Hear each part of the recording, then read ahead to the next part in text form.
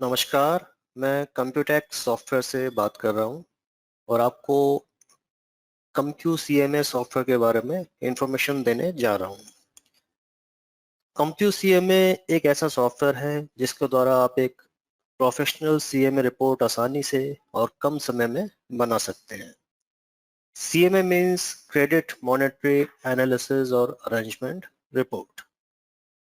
तो कंप्यू CMA software की आवश्यकता क्यों होती है? सबसे पहले एक एग्जांपल देके मैं आपको बताता हूँ। अगर आपका एक बिजनेस है और आप बैंक से लोन लेने जाते हैं तो बैंक आपसे सबसे पहले सीएमए डाटा मांगता है।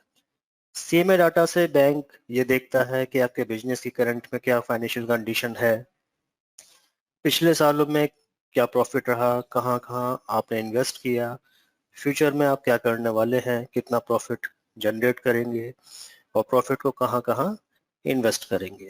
तो ये सब सीएमए रिपोर्ट से एनालाइज होता है।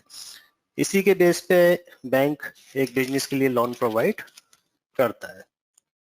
तो स्टार्ट करते हैं कंप्यू सीएमए सॉफ्टवेयर के बारे में कि आप सॉफ्टवेयर में किस तरह से फीडिंग कर सकते हैं, किस तरह से रिपोर्ट्स जनरेट कर सकते हैं। एक बहुत ही आसान वे में मैं आपको बताता हूँ। सबसे पहले आप सॉफ्टवेयर ओपन करते हैं, आपके सामने ये लॉगिन पेज आता है सॉफ्टवेयर का। यहाँ पे जो भी आपका आईडी पासवर्ड है उसे आप फिल करेंगे। लॉगिन पे क्लिक करेंगे तो आपके सामने सॉफ्टवेयर का इस तरह से होम पेज अपेयर हो जाएगा। यहाँ आप देखेंगे स्मॉल आइकन, आप जो देख रहे हैं सॉफ्टवेयर के name tax TDS GST ROC bell, ये सॉफ्टवेयर के नेम है। जिस सॉफ्टवेयर में आपको वर्क करना है उस पर आपको क्लिक करना है। तो अभी हम बात कर रहे हैं कंप्यू सीएमए सॉफ्टवेयर के बारे में, तो हम यहाँ सीएमए पे क्लिक करेंगे। क्लिक करते ही ये नेक्स्ट स्क्रीन आपके सामने आएगी। नीचे आप देखेंगे फाइनेंशियल ईयर आ रहा है, तो जिस ईयर में आपको वर्क करना है वो आप सेलेक्ट कर लेंगे। देन कंप्यूटेशन पे क्लिक करेंगे। कंप्यूटेशन पे क्लिक करते ही आपके सामने जो नेक्स्ट स्क्रीन अपेयर होगी वो आपकी क्लाइंट लिस्ट की होगी। जो आपने क्लाइंट क्रिएट किए हुए हैं सॉफ्टवेयर में वो यहाँ इस तरह से लिस्ट में आपको दिखाई देंगे, ठीक है। और अगर आपको कोई नया क्लाइंट क्रिएट करना है तो नीचे आप देखेंगे ऐड न्यू का ऑप्शन हमने दिया हुआ है। ऐड न्यू पे क्लिक करके आप नया क्लाइंट भी क्रिएट करके रख सकते हैं। यहाँ पे जैसे आप ऐड न्यू करके नया क्लाइंट ऐड कर लेंगे तो वो भी इसी तरह से यहाँ लिस्ट में आपको शो हो जाएगा। तो जिस क्लाइंट में आपको वर्क करना है, जिस क्लाइंट का सीएमए डाटा आपको प्रिपेयर करना है उसको आप सेलेक्ट करेंगे और नीचे आप देखें ओके का ऑप्शन आ रहा है, ओके पे क्लिक करेंगे या फिर माउस से आप डबल क्लिक करेंगे। ये मैंने डबल क्लिक किया। जैसे ही आप डबल क्लिक करके क्लाइंट ओपन करेंगे आपके सामने इस तरह से क्लाइंट का डैशबोर्ड आएगा। अभी आप जो देख रहे हैं ये क्लाइंट का डैशबोर्ड है। आप देखना चाहते हैं इस समय आप कौन सी कंपनी या आपने कौन सा क्लाइंट ओपन किया हुआ है तो आप देख सकते हैं ऊपर लेफ्ट में नेम आता है, जैसे यहाँ पे नेम आपको शो कर रहा है, ठीक है। तो सबसे पहले आप देखेंगे आपके सामने जो सीएमए की स्क्रीन आ रही है, क्लाइंट का जो डैशबोर्ड आ रहा है वो इस तरह से आ रहा है। लेफ्ट में देखिए एंट्री पार्ट, फिर उसके जस्ट नीचे आ रहा है रिपोर्टिंग पार्ट। आप देखेंगे एंट्री पार्ट में ऑपरेटिंग स्टेटमेंट और एनालिसिस ऑफ बैलेंस शीट, ये दो ऑप्शन हमने दिए हुए हैं। तो जो फीडिंग आपको करनी है वो एंट्री पार्ट में करनी है, यानी कि ये जो दो ऑप्शन आपके सामने हैं इसी में आपको फीडिंग करनी है। जो फीडिंग आप यहाँ करेंगे उसके बेस पे जो नीचे का रिपोर्टिंग पार्ट है वो सॉफ्टवेयर प्रिपेयर कर देगा। अब देखिए सबसे पहले ऑप्शन आ रहा है परमानेंट इंफॉर्मेशन। परमानेंट इंफॉर्मेशन क्या होता है? ये जो क्लाइंट आपने ओपन किया हुआ है इसको जब क्रिएट करते समय आपने जो मास्टर डेटा फिल किया था जैसे कि एड्रेस डिटेल, बैंक डिटेल, वो सारी इंफॉर्मेशन परमानेंट इंफॉर्मेशन के अंदर आपको दिखाता है। मैं एक बार आपको बता देता हूँ। जैसे मैंने क्लिक किया परमानेंट इंफॉर्मेशन में तो देखिए आप कंपनी का नेम, बिजनेस नेम जो है वो, एड्रेस, पैन, स्टेटस, ये सब आपको दिखा रहा है। जब आपने क्लाइंट क्रिएट किया था उस समय आपने सेलेक्ट किए थे वो यहाँ पे इस तरह से आपको दिखाता है। और कोई इन्फॉर्मेशन अगर आपकी यहाँ रह गई है तो ये जो बॉक्स बने हुए आ रहे हैं इस पर क्लिक करके आप उसे फिल कर सकते हैं। अब हम यहाँ से एग्जिट होते हैं। आता है आपका एंट्री पार्ट, यानी सीए में जो रिपोर्ट आपको क्रिएट करनी है उसके लिए आपको एंट्री पार्ट में फीडिंग प्रॉपर वे में करनी है। तो ऑपरेटिंग स्टेटमेंट जैसा कि आप देख रहे हैं, मैं इस पर क्लिक करता हूं आपके सामने। ये देखिए, जैसे आप ऑपरेटिंग स्टेटमेंट में क्लिक करेंगे, सॉफ्टवेयर क्या मैसेज दे रहा है आपको, सेलेक्ट बेस ईयर फर्स्ट। तो जब तक आप बेस ईयर ऐड नहीं करेंगे तब तक फीडिंग पार्ट में आप एंटर नहीं हो सकते। तो पहले आपको बेस ईयर सेलेक्ट करने हैं। बेस ईयर कैसे सेलेक्ट करेंगे, इसको ओके करते हैं मैसेज को। अब यहाँ देखिए राइट में ऐड का ऑप्शन आपको दिख रहा है, ठीक है। तो बेस ईयर क्रिएट करने के लिए हमें ऐड पे क्लिक करना है। मैं भी ऐड पे क्लिक करता हूँ आपके सामने। ये क्लिक किया मैंने। क्लिक करते हैं आपके सामने इस तरह से स्क्रीन आएगी। अब यहाँ पे आप सबसे पहले पूछ रहा है लेफ्ट में ऊपर कॉर्नर पे स्टार्ट ईयर, किस ईयर से आप रिपोर्ट क्रिएट करना चाहते हैं, जनरेट करना चाहते हैं, वो ईयर आप यहाँ पे फिल कीजिए, ठीक है। तो मान लीजिए अभी जैसे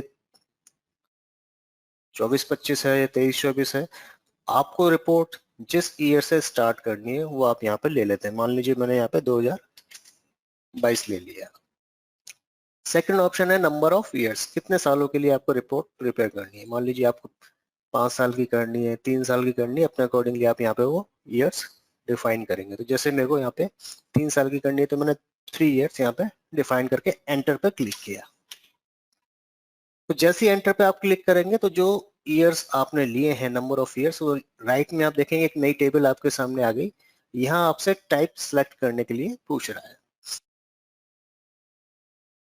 तो आप टाइप जो लेंगे यहाँ पे, ये लिस्ट हमने दी है, इसमें से अपने हिसाब से जो भी आपके अकॉर्डिंग आपका जो ईयर है, आपको किस ईयर में क्या लेना है, अपने अकॉर्डिंग आपको यहाँ पे सेलेक्ट करना है। जैसे 22-23 है, मैंने रफली अभी ऑडिटेड ले लिया।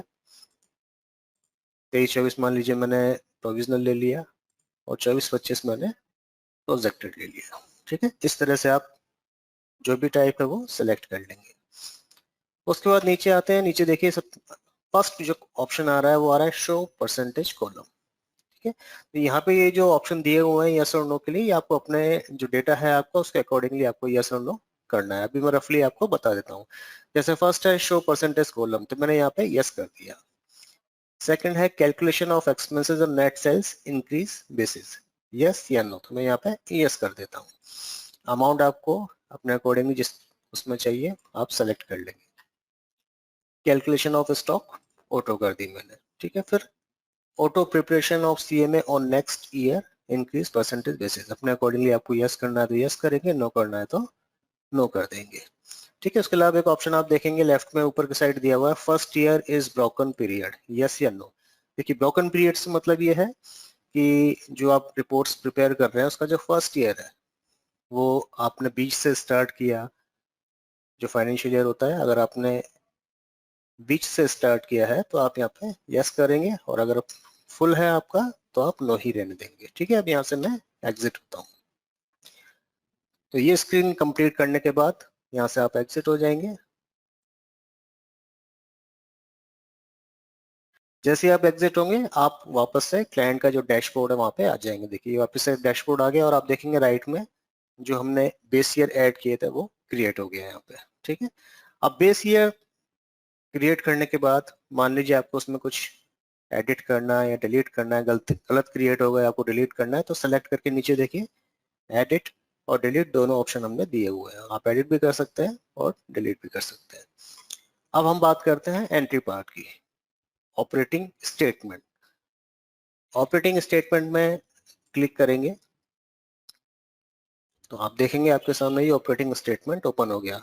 Operating statement means as a profit and loss account की तरह एक सेट फॉर्मेट यहाँ पे दिया हुआ है। आपके पास जो डेटा है बस उस डेटा को पर्टिकुलर के अकॉर्डिंगली आपको फिल करना है, जो भी वैल्यू है वो वैल्यू में आपको फिल करनी है। तो आप यहाँ पे देखेंगे हमने 3 ईयर लिए थे, 22-23, 23-24 और 24-25। तो 22-23 में हमने ऑडिटेड लिया था तो आप देख रहे हैं यहाँ पे ऑडिटेड दिखा रहा है, और 23-24 प्रोविजनल लिया था, प्रोविजनल दिखा रहा है, और 24-25 आप देखेंगे प्रोजेक्टेड लिया था, प्रोजेक्टेड आ रहा है। और आप देखेंगे प्रोविजनल के आगे परसेंटेज का कॉलम आ रहा है, ठीक है।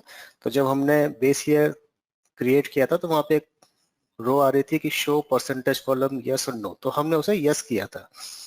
यस किया था इस कारण से ये जो आप देख रहे हैं परसेंटेज का कॉलम आपको दिख रहा है। अगर आप उसे नो कर देंगे तो ये नहीं दिखाई देगा आपको। अब इसमें आप देखिए सबसे पहले पूछ रहा है ग्रॉस सेल्स। ग्रॉस सेल्स में आ रहा है डोमेस्टिक सेल्स, एक्सपोर्ट सेल्स। ठीक है, तो जो डेटा है आपका उसके अकॉर्डिंग आपको फिल करना है। जैसे फर्स्ट ईयर है 22-23 ऑडिटेड, मतलब 22-23 हमारा ऑडिटेड है, ऑडिट हो चुकी है, हमारे पास फाइनल फिगर होंगे फाइनल अकाउंट में बस। तो वो जो फाइनल फिगर होती है जो ऑडिटेड हो चुका है आपका, वो आपको यहाँ पे एक्यूरेट फिल करनी है। ठीक है, केवल एक आपके पास जो है फाइनल अकाउंट उसको देख के केवल यहाँ पे कॉपी पेस्ट करना है। ठीक है, ऑडिटेड। मान लीजिए एक रफली मैं आपको एक एंट्री करके बता देता हूँ। जैसे ग्रॉस सेल्स में डोमेस्टिक सेल्स है, मान लीजिए 5 लाख थी मेरी, ऑडिटेड, एंटर किया, एंटर कर दी। नीचे देखिए ये सब टोटल में आ गया। ऐसी एक्सपोर्ट सेल्स है, एड अदर रेवेन्यू है, जो भी है आपके पास डेटा उसके अकॉर्डिंगली आपको ये फिल करना है। जैसे आप फिल करेंगे ये नीचे आपका यहाँ पे टोटल करके आपको दिखा देगा। ठीक है, तो इस तरह से आप पूरा अपना 22-23 का जो ऑडिटेड फाइनल अकाउंट है वो आपके पास जो डेटा है उसमें से कंप्लीट इसको फिल कर लेंगे। फिल करने के बाद नेक्स्ट ईयर में हम आते हैं 23-24 प्रोविजनल। ठीक है, अब यहाँ देखिए परसेंटेज का जो कॉलम आपने यस किया था उसका क्या यूज है। 23-24 में आप यहाँ आए डोमेस्टिक सेल्स, आप एस्टिमेट करते हैं कि 10% से इंक्रीज हो रही है, 20% से इंक्रीज हो रही है, तो केवल आपको परसेंटेज वाले कॉलम में परसेंटेज डिफाइन करनी है। ठीक है, मान लीजिए मेरी सेल्स 23-24 में 20% से इंक्रीज हो रही है, तो मैं केवल यहाँ पे परसेंटेज डिफाइन करूंगा 20 और फिर एंटर कर दूंगा। जैसे आप एंटर करेंगे आपका जो वैल्यू है वो यहाँ पे ऑटो फिल कर देगा सॉफ्टवेयर। देखिए ऑटो फिल हो गई वैल्यू आपकी। ऐसे ही 24-25 में आते हैं, यहाँ पे आप एस्टिमेट करते हैं कि आपकी जो सेल्स है वो 25% इंक्रीज हो रही है, तो मैं यहाँ पे 25% फिल करके एंटर पे क्लिक करूंगा। सॉफ्टवेयर अपने आप ही वैल्यू वाला जो कॉलम है वहाँ वैल्यू फिल कर देगा। तो ये जो वे आपको मैंने बताया फीडिंग का, ये पूरा जो फॉर्मेट है ऑपरेटिंग स्टेटमेंट का हमने दिया हुआ है। इसी तरह से आपको फीडिंग करनी है। अगर आपको परसेंटेज है एस्टिमेट, केवल परसेंटेज डिफाइन कीजिए, इसके बेस पे सॉफ्टवेयर ऑटोमेटिक जो वैल्यू है वो रेस्पेक्टिव कॉलम में फिल कर देगा। दूसरा ये देखिए, जैसे आपकी कोई परचेज से रिलेटेड इन्फॉर्मेशन है तो परचेज आपका 16 नंबर पे पॉइंट आपको दिख रहा है इम्पोर्टेड, वो आप यहाँ पे फिल करेंगे। जो एक्चुअल फिगर है ऑडिटेड में वो, फिर आपके जो प्रोविजनल है आप जो एस्टिमेट करते हैं वो परसेंटेज वाले कॉलम में केवल परसेंटेज डिफाइन करेंगे, सॉफ्टवेयर ऑटोमेटिक ले लेगा। ठीक है, इम्पोर्टेड परचेज, इंडिजिनियस परचेज, आप चाहें तो ये जो कॉलम हमने दिए हुए हैं ये एडिटेबल है। आपको इसमें अपने अकॉर्डिंगली कोई लैंग्वेज जैसे एडिट करनी है, तो जैसे इम्पोर्टेड को मान लीजिए आपको आगे परचेज टाइप करना है, तो मैंने इम्पोर्टेड पर क्लिक किया और यहाँ F2 प्रेस करेंगे, एंटर करेंगे। अब आप यहाँ पे जो भी टाइप करना चाहते हैं ये देखिए टाइप कर सकते हैं। तो ये एडिटेबल है, अगर पर्टिकुलर्स में आप अपने हिसाब से कुछ मॉडिफिकेशन आप करना चाहते हैं तो वो दे सकते हैं।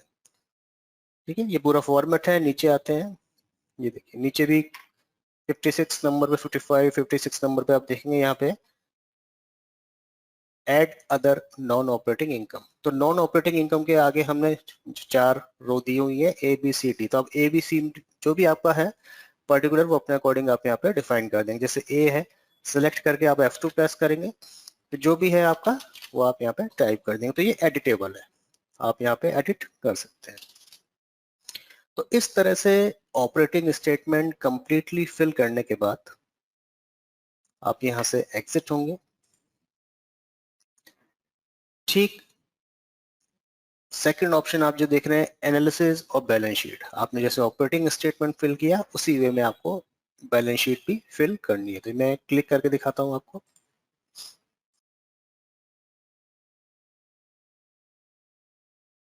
ये देखिए एनालिसिस और बैलेंस शीट आपके सामने ओपन होगा। तो ये बैलेंस शीट है आपकी, एसेट्स एंड लायबिलिटी जो भी है आपकी वो आपको यहाँ पे अकॉर्डिंग टू पर्टिकुलर्स फिल करनी है। ठीक है, यहाँ पे भी आप देखेंगे परसेंटेज का कॉलम आ रहा है, फीडिंग का प्रोसीजर वही रहेगा जो ऑपरेटिंग स्टेटमेंट में था, उसी तरह से आपको फिल यहाँ करना है।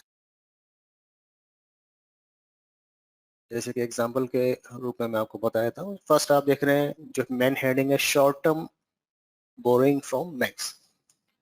फर्स्ट है इसमें फ्रॉम एप्लीकेंट बैंक, सेकंड है फ्रॉम अदर बैंक। तो फर्स्ट ईयर जो है 22 23 ये आपका ऑडिटेड है, आपके पास जो फिगर है एक्चुअल वो आप यहाँ फिल कर देंगे। मान लीजिए 4 लाख मेरी बोरोइंग्स है फ्रॉम बैंक, और फ्रॉम अदर बैंक्स में मान लीजिए मेरी 2 लाख की बोरिंग्स है। एंटर किया, एंटर करते ही सब टोटल में टोटल दिखा देगा आपको। ठीक है, अब आते हैं नेक्स्ट ईयर में 23 24। मान लीजिए कि जो बोरिंग्स है आपकी वो 10% से इंक्रीज हो रही है, तो मैंने 10% यहाँ टाइप किया, एंटर किया। एंटर करते ही सॉफ्टवेयर ऑटोमेटिक जो आपकी वैल्यू है वो यहाँ डिफाइन कर देगा। ठीक है, फिर फ्रॉम अदर बैंक्स मान लीजिए मेरे नेक्स्ट ईयर में लेस हो रहे हैं, कम हो रहे हैं।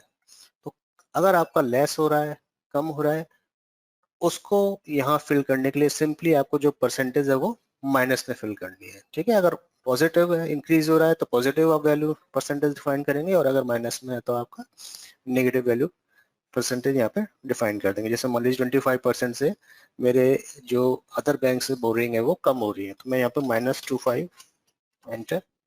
ये देखिए माइनस करते ही वो माइनस के अकॉर्डिंगली कैलकुलेट करके आपको दिखा देगा। तो जो आपने एक्चुअल फिगर दी हुई है ऑडिटेड में, उसके बेस पे कैलकुलेशन करके आपको यहाँ पे दिखा देता है। ऐसे 24 25 में मान लीजिए मेरे एप्लीकेंट बैंक से भी 25% कम हो रहे हैं, तो -25। ठीक है, और ये मान लीजिए 10% इंक्रीज हो रहे हैं, तो मैंने ये 10 कर दिया। बस केवल आपको परसेंटेज डिफाइन करनी है, उसके बेस पे सॉफ्टवेयर ऑटोमेटिक वैल्यू कैलकुलेट करके कॉलम में फिल कर देगा। ठीक है, इसका भी एक सेट फॉर्मेट है, यहाँ पे वही प्रोसीजर दिया हुआ है। जैसे अदर करंट लायबिलिटीज आपकी ABCD एडिटेबल है, F2 प्रेस करके आपको जो भी ऐड करना है यहाँ पे ऐड कर सकते हैं। तो इस तरह से आपको ऑपरेटिंग स्टेटमेंट और analysis of balance sheet completely fill करना है।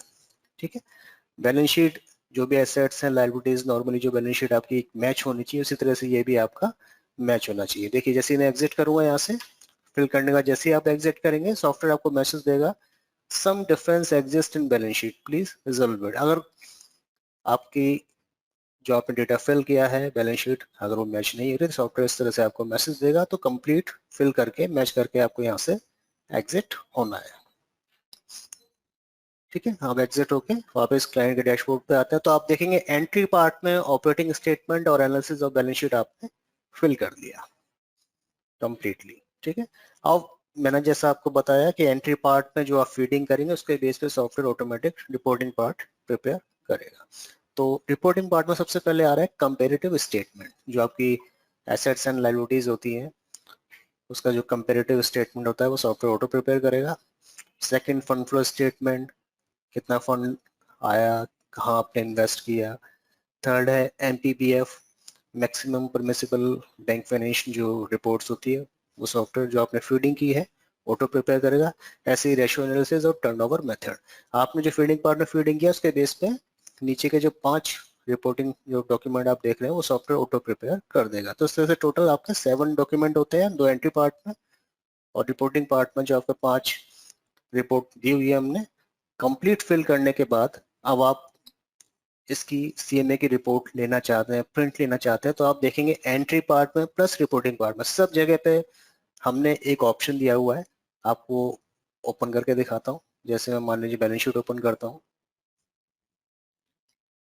ये देखिए नीचे नीचे आप देखेंगे यहाँ पे हमने ऑप्शन दिया हुआ है प्रिंट। प्रिंट के आगे दिया हुआ है एक्सपोर्ट टू एक्सेल, उसके आगे आ रहा है प्रिंट कंसोलिडेट, और ऐसे ही एक्सपोर्ट टू एक्सेल कंसोलिडेट। ठीक है, तो प्रिंट जो है आपका जो इस समय डॉक्यूमेंट आपने ओपन किया हुआ है, जैसे बैलेंस शीट ओपन किया हो, केवल आपको बैलेंस शीट का प्रिंट चाहिए तो आप प्रिंट पे क्लिक करेंगे, इंडिविजुअली जो आपने इस समय ओपन किया हुआ उसी का प्रिंट आपको दिखा देगा। ठीक, एक्सपोर्ट टू एक्सेल आप करेंगे तो आपने जो इस समय ओपन किया हुआ है उसका एक एक्सेल फॉर्मेट में सॉफ्टवेयर एक्सपोर्ट करके आपको दिखा देगा। एक्सपोर्ट टू एक्सेल के आगे आ रहा है प्रिंट कंसोलिडेट। कंसोलिडेट का मतलब यह है कि जैसे ही आप प्रिंट कंसोलिडेट पे क्लिक करेंगे तो आपने ऑपरेटिंग स्टेटमेंट, बैलेंस शीट और जो रिपोर्ट्स सारी बाहर दी हुई है, फंड फ्लो स्टेटमेंट, MPBF, ये सारी पूरा एक फॉर्मेट बना के सॉफ्टवेयर आपको प्रिंट करके दे देगा। जैसे मैं आपको क्लिक करके बताता हूँ, ये मैंने क्लिक किया प्रिंट कंसोलिडेट पे, ओपन किया,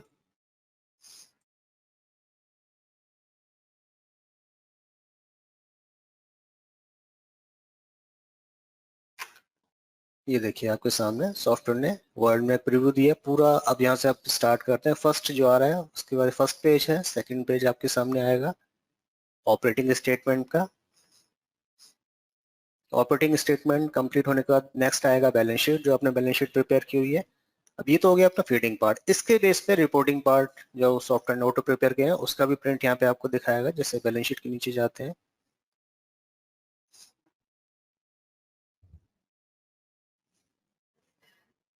ये देखिए कंपेरेटिव स्टेटमेंट,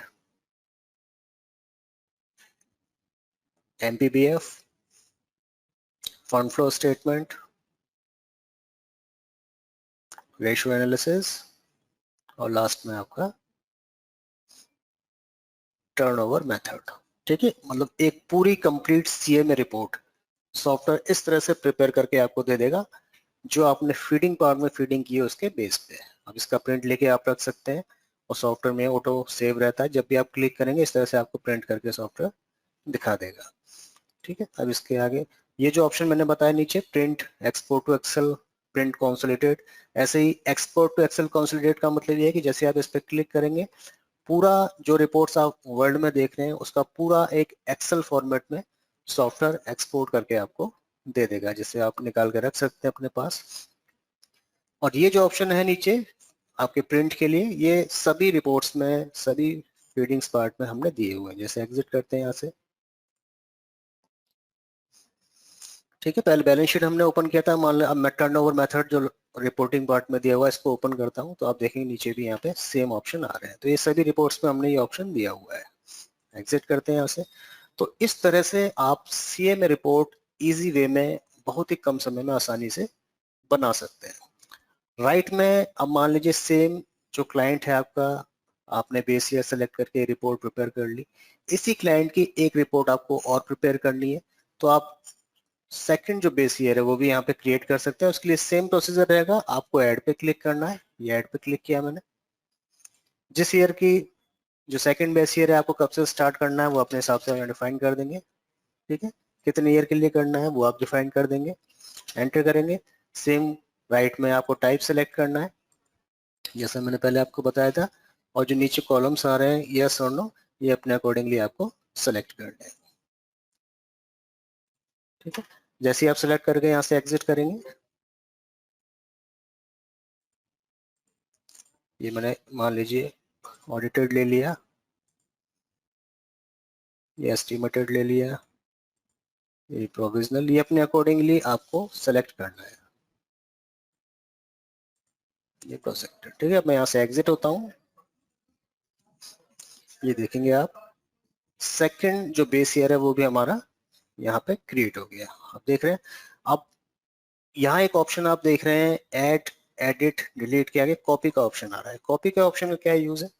कॉपी के ऑप्शन का ये यूज है कि इससे पहले वाला जो बेस ईयर आपने क्रिएट किया हुआ है 3 साल के लिए, इसमें जो ईयर है आपका 22, 23, 23, 24, 24, 25, सेम आपने सेकंड बेस ईयर क्रिएट किया 20, 21 से। अब 20, 21 में 22, 23, 23, 24, 24, 25 आपका ईयर कवर हो रहा है। तो आपने जो पहले बेस ईयर में फीडिंग की हुई है 22, 23, 23, 24, 24, 25, तो अगर सेकंड बेस ईयर में वो सेम फिगर है, आपकी सेम वैल्यू है, तो आप सिंपली फर्स्ट ईयर में यहाँ पे सिलेक्ट करके कॉपी पे क्लिक करेंगे और यहाँ पे आप देखेंगे जो आपने सेकंड बेस ईयर क्रिएट किया